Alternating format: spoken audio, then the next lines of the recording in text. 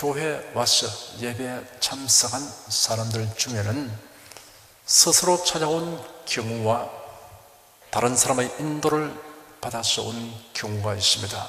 그 경우가 어떠하든 모두 그날부터 일생 동안 신앙생활을 하게 된다면 그 숫자가 엄청날 것입니다.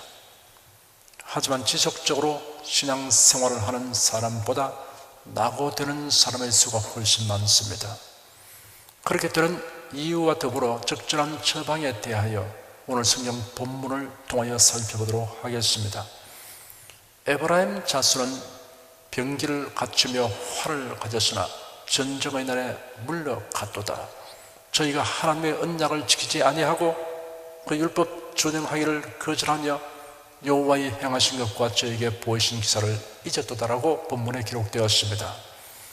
신자들은 천국에 들어가는 그날까지는 영적 전쟁을 치를 것을 각오해야 합니다. 사탄의 시험과 환난과 핍박을 사용하여 신자들을 공격하기 때문입니다. 첫째, 신앙을 포기하는 사람들이 누구인가를 살펴보겠습니다. 핍박과 환난의 전조를 보고 신앙을 포기해버리는 사람들이 있습니다. 불후의 명작으로 손꼽히는 철로역정이라는 책이 있습니다. 이 책은 존 번연이 저작하였습니다. 철로역정은 인간이 바라는 것과 가야 할 길을 성경을 바탕으로 하여 안내하여 주는 이야기입니다. 천국을 향하여 가는 신자들의 모습을 다른 사물에 빗대어 넌지시 표현하는 우의적 방법으로 묘사하였습니다. 누구든지 이 책의 첫 장을 열면 흥미롭고 유익한 교훈으로 인하여 끝까지 읽지 않고는 배길 수 없게 됩니다. 철로역정은 영문학 중에서도 글작품으로 출간된 지 300년이 지난 지금까지 계속 읽혀지고 있습니다. 성경을 제외하고는 가장 많은 언어로 번역되고 가장 널리 그리고 가장 많이 읽혀지는 책 중에 하나입니다. 철로역정은 읽는 사람이 불신자이면 천성을 향한 순례의 길을 떠나도록 이끌어주고 신자에게는 핍박과 유혹과 환난을 이기게 하는 지혜와 힘을 더하여 줍니다. 이 책에 보면 이런 내용이 있습니다. 많은 순례자들이 죄악 세상에서 천성을 향해 가는 도중에 소심과 불신이라는 자가 소리를 지르면서 언덕을 달려 내려오는 것을 보게 되었습니다. 점점 가까이 다가오는 그들이 연신 외치는 소리는 사자들이 달려온다는 소리였습니다. 그 소리를 들은 많은 순례자들이 그만 두려워하여 천성으로 가는 길을 포기하고 멸망의 도시를 향해 되돌아가는 장면이 있습니다.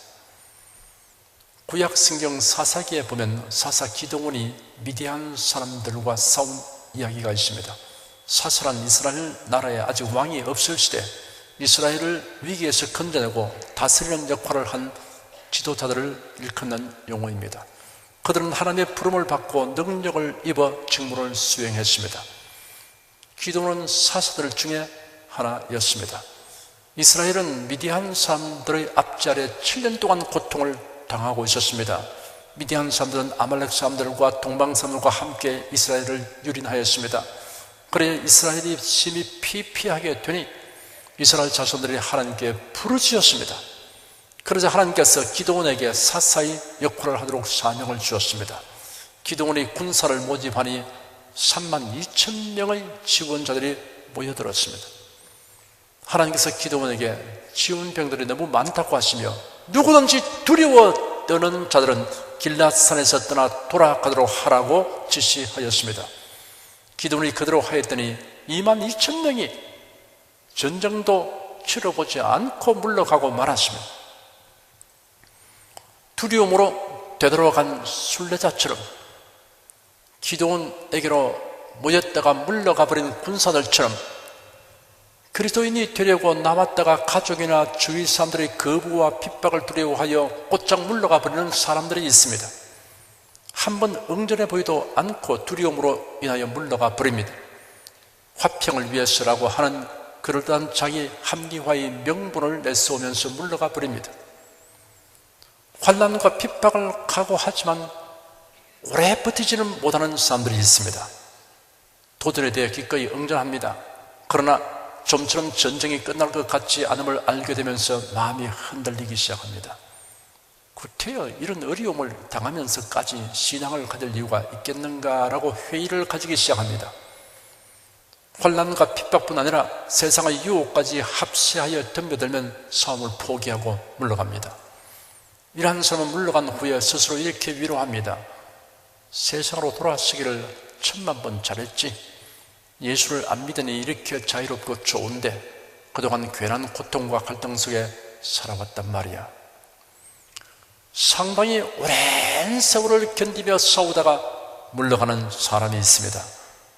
험하고 높은 이 길을 싸우며 나아갑니다. 찬송을 부르며 전진합니다. 핍박을 조금 당했다고 해서 혹은 예기치 못한 고난을 조금 겪는다고 해서 신앙을 포기하고 물러가는 사람들을 보고 겁쟁이들, 비겁한 자들이라고 생각합니다. 그리고 신앙생활로 인한 부당한 대우와 고통과 손실을 잘 견디어냅니다. 그러나 예상보다 고난이 중첩되면 오 하나님, 할 수만 있으면 이 잔을 내게서 옮겨주시옵소서라고 외칩니다. 그래도 웬일인지 응답의 기미가 보이지 않습니다. 그러자 막바지에 이르러 안타깝게도 백발의 배교자가 되어버리고 맙니다. 둘째, 신앙을 포기하고 물러가는 사람들에 대하여 우리가 안타까움을 금할 수 없는 이유를 살펴보겠습니다. 본문에는 전쟁의 날에 에브라임 자손이 물러갔다는 사실을 두고 탄식했습니다. 에브라임 지파에는 문벌이 좋은 가문들이 있습니다. 그 중에는 여호수아와 같은 장군이 있습니다. 여호수아는 걸출한 전술가이고 장군이며 믿음의 사람입니다. 모세의 후계자로서 이스라엘 자신들을 가나안 땅으로 인도하였습니다. 가나안 족속들을 쳐부수고 그 땅을 온 백성들에게 분배하는 임무를 훌륭하게 수행하였습니다. 이러한 조상을 둔 에브라임 자손들이 전쟁에서 물러갔으니 수치스럽고 불행한 일입니다.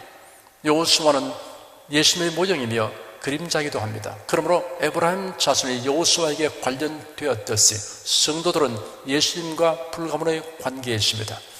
소위 예수 믿는 사람들이라고 불리던 사람들이 자신의 신앙을 그토록 쉽게 버리고 물러간다는 것은 충격적인 일이 아닐 수 없습니다. 전쟁의 날에 마땅히 싸워서 승리를 얻어야 할 에브라임 자손들이 물러가 버렸듯이 성도의 반대에 서서 천성을 향해 담대히 전진해야 할 사람들이 세상과 마귀의 위협과 공격을 받을 때 물러가 버린다면 참으로 수치스럽고 불행한 일입니다. 우상 종교나 미신을 믿던 사람들이 자기 신앙을 버린다는 것은 얼마든지 그럴 수 있는 일입니다. 그러나 예수님을 믿는 사람이 자신의 신앙을 버리고 세상으로 물러간다는 것은 에브라임 자손이 전쟁의 날에 물러가 버린 것보다 더 비극적인 일입니다. 에브라임 자손들은 병기를 갖추며 활을 가졌던 군사들이었습니다. 전술과 전략에 관한 지식을 많이 가졌고 남에게도 가르치기도 잘 하였는데 막상 전쟁의 날에 자신은 후퇴하고 투항해 버린 군사 교관을 생각해 보십시오.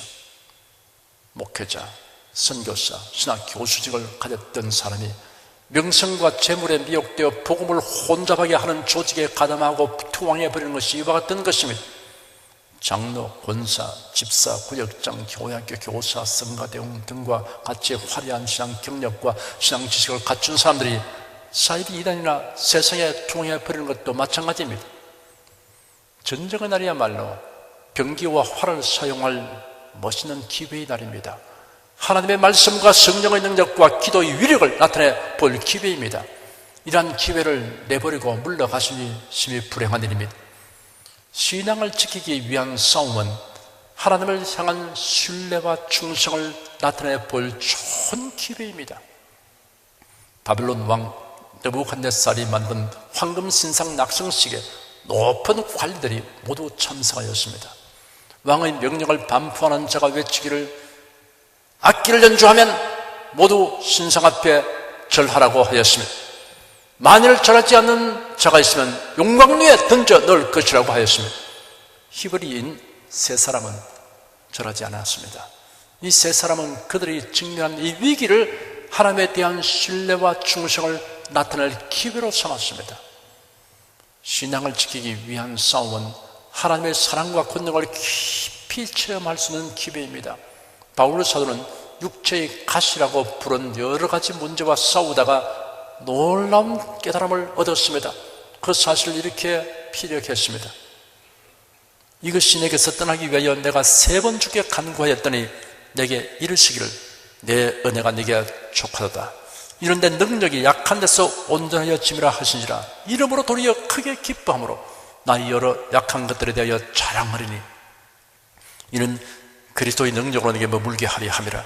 그러므로 내가 그리스도를 위하여 약한 것들과 능력과 궁핍과 핍박과 곤란을 기뻐하노니 이런 내가 약할 그때에 꼭 강함이니라. 약한 것들과 능력과 궁핍과 핍박과 곤란이 그리스도께 더욱 의존하고 그래도 이 능력으로 충만하게 되는 기회라는 것을 깨닫고 기뻐했습니다. 신앙을 지키기 위한 싸움은 다른 사람에게 믿음으로 행하는 본보기를 남기는 기회가 됩니다.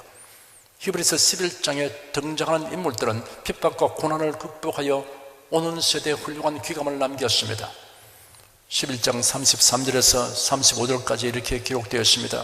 저희가 믿음으로 나라들을 이기기도 하며 의를 행하기도 하며 약속을 받기도 하며 사자들의 입을 막기도 하며 불의 세력을 멸하기도 하며 칼날을 피하기도 하며 연약한 가운데서 강하게 되기도 하며 전쟁에 용맹되어 이방 사람들의 진을 물리치기도 하며 유다들은 자기의 죽은 자를 부활로 받기도 하며 또 어떤 이들은 더 좋은 부활을 얻고자 하여 악형을 받되 고차히 멸하지 아니하였으며 셋째, 에브라임 자손이 왜 전쟁의 날에 물러갔는지 그 원인을 살펴보겠습니다. 저희가 하나님의 언약을 지키지 아니하고 그 율법 준행하기를 거절하며 여호와의 행하신 것과 저에게 보이신 기사를 잊었도다라고 기록되어 있습니다. 그들이 전쟁의 날에 물러간 첫째 원인은 그들이 하나님의 언약을 지키지 아니하였기 때문이라고 하였습니다.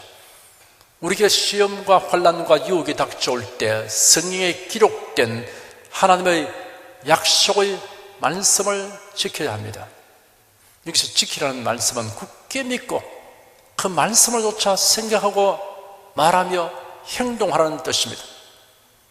가나안 땅을 탐지한 자들 중에 여호수아와 갈렙은 이스라엘 자손들이 가나안에 들어가면 당면하게 될 문제들을 하나님의 약속을 통하여 해석하고 판단했습니다. 그들은 이스라엘 온 회중에게 이렇게 말했습니다. 우리가 두루다니며 탐지한 땅은 심히 아름다운 땅이라. 여호와께서 우리를 기뻐하시면 우리를 그 땅으로 인도하여 들이시고 그 땅을 우리에게 주시리라. 이런 과연적과 꿀이 흐르는 땅이니라. 오직 여호와를 거역하지 말라.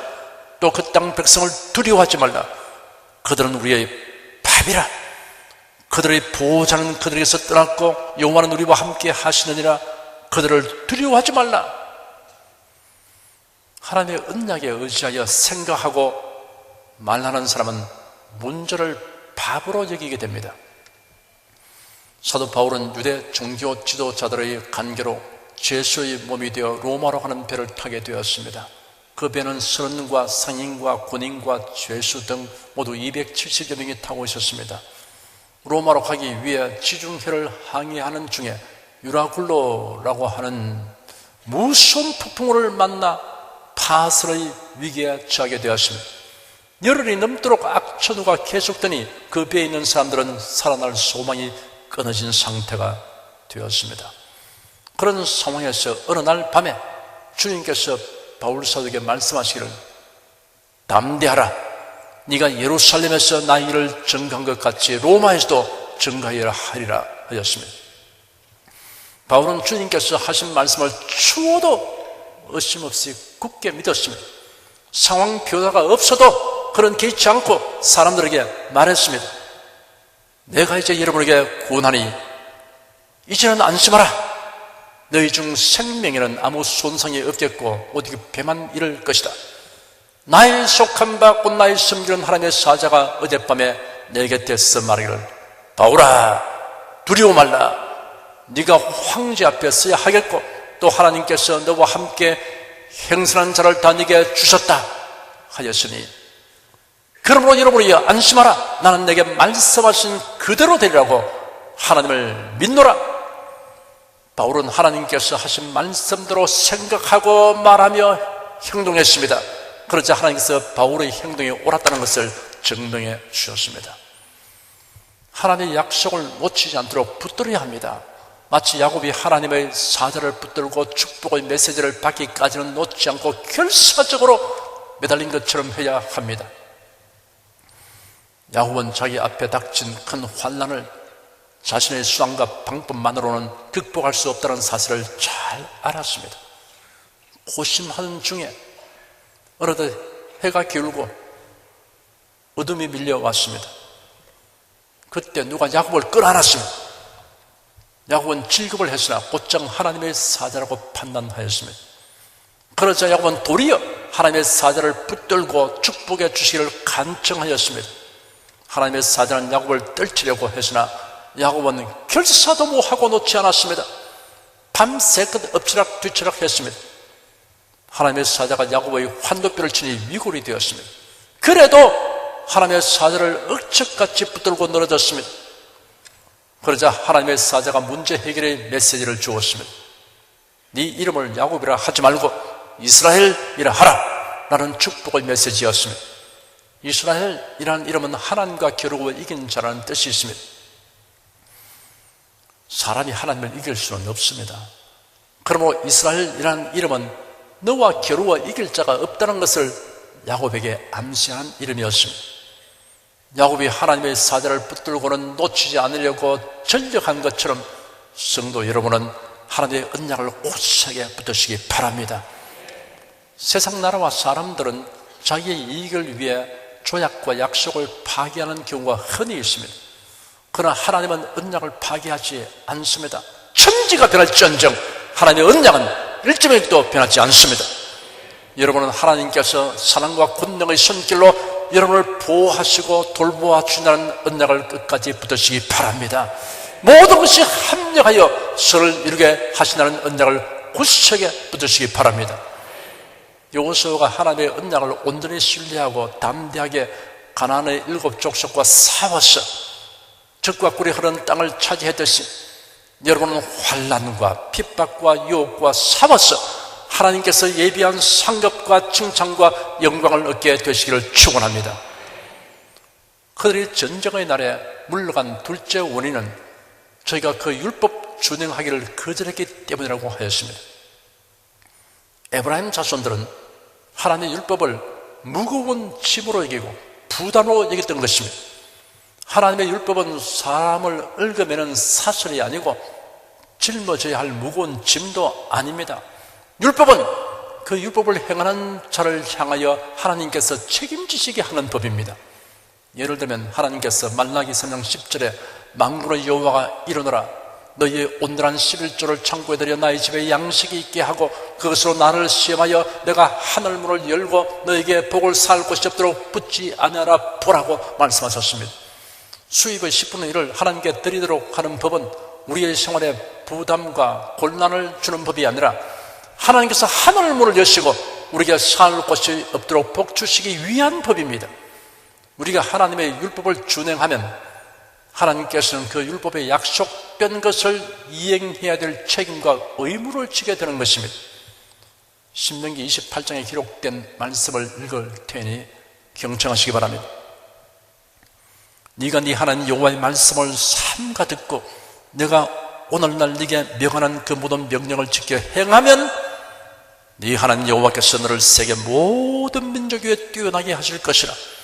네가 네 하나님 여호와의 말씀을 순종하면 이 모든 복이 내게 임하며 내게 미치니 성읍에서도 복을 받고 들에서도 복을 받을 것이며 네 몸의 소생과 네 토지의 소산과 네 짐승의 새끼와 우양의 새끼가 복을 받을 것이며 네 광주리와 특반주 그릇이 복을 받을 것이며 네가 들어가도 복을 받고 나가도 복을 받을 것이며 네 대적들이 일어나 너를 치려하면 여호와께서 그들을 네 앞에서 패하게 하시리니 그들이 한 길로 너를 치러 들어왔으나 네 앞에서 7 길로 도망가리라.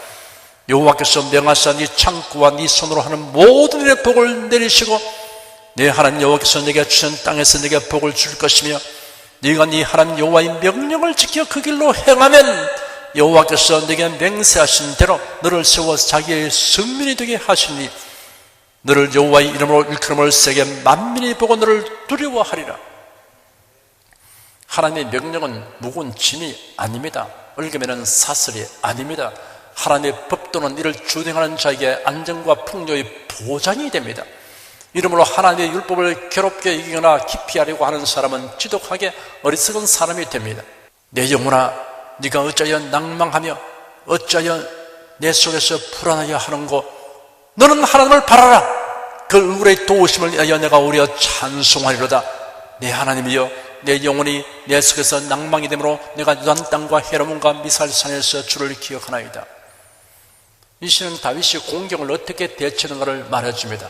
그가 한 곳에 오래 머물지도 못하고 이리저리 쫓기는 가운데서도 낭망하지 않기 위하여 주님을 기억하였습니다. 지난날 하나님께서 유단 땅과 헤르몬과 미살산에서 함께하셔 도와주신 일들을 상기했습니다. 선지자 요나는 바다에서 큰 물고기가 삼켜졌습니다. 요나서 2장에 기록된 말씀은 요나가 그 위기에 어떻게 대처하는가를 나타내고 있습니다. 내 영혼이 내 속에서 피곤할 때 내가 여호와를 생각하여 삽더니 내 기도가 주께 이르렀사며 주의 성전에 미쳤나이다. 무릇 거짓되고 헛된 것을 숭상하는 자는 자기에게 베푸신 은혜를 버렸사오나 나는 감사하는 목소리로 주께 제사를 드리며 나의 성원을 주께 갚겠나이다. 구원은 여호와께로서 말미암나이다 하니라. 여호와께서 그 물고기에게 명하시며 요나를 육지에 투하니라. 요나는 그 위기 속에서 지난날 하나님께서 베푸신 은혜를 상기하면서 구원이 하나님께로부터 온다는 믿음의 선언을 하였습니다. 그러자 하나님께서 물고기에게 명하시어 선지자 요나를 육지에 토해내도록 하였습니다. 허다한 사람들이 교회에 발을 들여 놓았다가 어느 사이에 물러가 버립니다. 그들은 예수님과 함께 영광받기 위하여 고난도 함께 받아야 한다는 것을 달갑게 여기지 않습니다. 그렇기 때문에 시험과 환난과 핍박과 싸워야 할 때 물러가 버립니다. 에브라임 자손처럼 전쟁의 날에 물러가는 사람이 사랑하는 여러분 중에는 한 사람도 없기를 기원합니다. 시험과 환난과 핍박은 훌륭한 기회입니다. 하나님을 향한 신뢰와 충성을 나타내 볼 기회입니다. 하나님의 사랑과 권능을 깊이 체험할 수 있는 기회입니다. 다른 성도에게 믿음의 본을 끼칠 수 있는 기회입니다. 하나님의 약속에 대한 신뢰와 율법에 대한 순종, 그리고 하나님이 행하신 기사와 베푸신 은혜를 상기하는 것은 성도들이 직면하는 시험과 환난과 핍박을 대처해 나가는 최상의 병기와 활입니다. 이러한 병기와 활을 적극적으로 사용하시기 바랍니다. 사랑하는 성도 여러분은 최상의 병기를 사용하여 시험과 환난과 핍박의 도전에 담대히 응전하시기를 축원합니다. 기도하겠습니다. 하나님, 그래도 예수 안에 들어와서 신앙생활을 하려고 하면 마귀는 그냥 두지 않고 어떠한 방법으로든지 물러가게 종용을 합니다. 이러한 사실을 오늘 말씀으로서 깊이 생각하게 된 것을 감사합니다. 에브라임 자손이 당연히 싸움에 나가서 그들이 승리를 얻어야 할 텐데 두려워하면서 뒤로 물러가 버린 것 같은 사람들이 많습니다. 주 하나님, 우리 온 성도는 한 사람도 뒤로 물러간 적 없게 도와주시옵시고 주의 나라 들어가는 그날까지 날마다 전진 또 전진 싸우고 또 싸워서 도전에 대해서 기쁘게 담대히 응전해서 그로 말미암아 얻는 많은 유익을 사람들에게 보이게 도와주시옵소서. 예수 그리스도의 이름으로 기도드립니다. 아멘.